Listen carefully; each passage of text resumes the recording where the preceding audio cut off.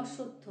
যারা 6 semester honours পড়ো বা অন্যান্য ইউনিভার্সিটিতে পড়ো, কল্যাণ ইউনিভার্সিটিতে পড়ো বা অন্যান্য ইউনিভার্সিটিতে পড়ো, অনেকেরই এই গল্পটা পাঠ্য আছে, বা তোমরা যদি এমনিতেও গল্পটা পড়ো, খুবই সুন্দর একটা গল্প, প্রকৃতি বিষয়ক গল্প। তো এখানে মূল যে চরিত্র সেটা হচ্ছে একটা গাছকে কেন্দ্র করে গল্পটা কিন্তু আবর্তিত বিবর্তিত হয়েছে। যদিও চরিত্র আছে দুটো, রেণু আর নবনী, তাদের সংসারকে কেন্দ্র করেই গল্পটা আবর্তিত হয়েছে, কিন্তু তা সত্ত্বেও মূল চরিত্র কিন্তু গাছটা, অর্থাৎ অশ্বত্থ গাছটা। তো গল্পে আমরা দেখতে পাই যে রেণু আর নবনী একটা সুন্দর অশ্বত্থে ঘেরা একটা বাড়ি তারা নিয়েছে।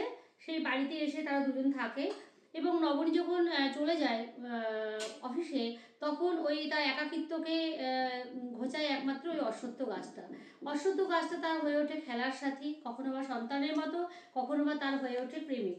রাতের জ্যোৎস্না সে উপভোগ করে, দুপুরবেলা যখন পাতার ফাঁক দিয়ে রোদ আসে সেটাও সে খুব সুন্দরভাবে গায়ে মেখে নেয়। এইভাবে রেণুর সাথে অশ্বত্থ গাছের একটা ওতপ্রোত সম্পর্ক গড়ে ওঠে। কিন্তু এরপরেই ঘটে গল্পে একটা পট পরিবর্তন। রেণু আর নবনীর একটি সন্তান হয়। এই সন্তান হওয়ার পর থেকে আমরা দেখি অশ্বত্থ গাছের উপরে যেন মানবের প্রকৃতি, মানবের ধর্ম আরোপিত হয়েছে। সন্তানটাকে সহ্য করতেই পারছে না অশ্বত্থ গাছটা।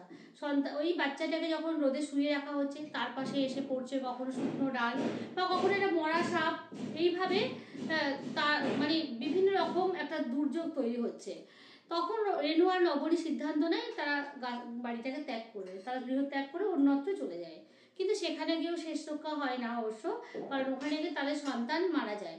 এরপর আবার রেণু ফিরে আসে ওই পুরনো অশ্বত্থ ঘেরা বাড়িটাতে। অশ্বত্থ গাছটাকে সে তার সন্তানের মতো তাকে জড়িয়ে ধরে, তার স্তন পান করিয়ে, সেই গাছের গুড়িতে স্তন পান করিয়ে সেই গাছটা যেন আবার, অশ্বত্থ গাছটা যেন আবার সজীব হয়ে ওঠে।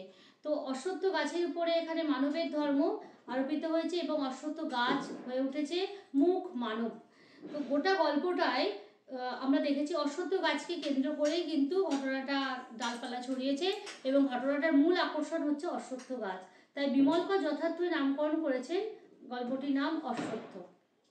আমাদের এই চ্যানেলটি সম্পূর্ণভাবে পড়াশোনা সংক্রান্ত। যারা পড়াশোনা করো বিভিন্ন ইউনিভার্সিটিতে, তাদের এই চ্যানেলটা খুবই উপকার লাগবে। তোমরা তোমাদের বন্ধুদেরকে আমাদের চ্যানেলটার কথা বলতে পারো, চ্যানেলটা শেয়ার করবে, বা তোমাদের কোনো কিছু যদি দরকার হয় পড়াশোনা সংক্রান্ত, অবশ্যই কমেন্ট করে জানাবে আর একটা লাইক দিয়ে দেবে।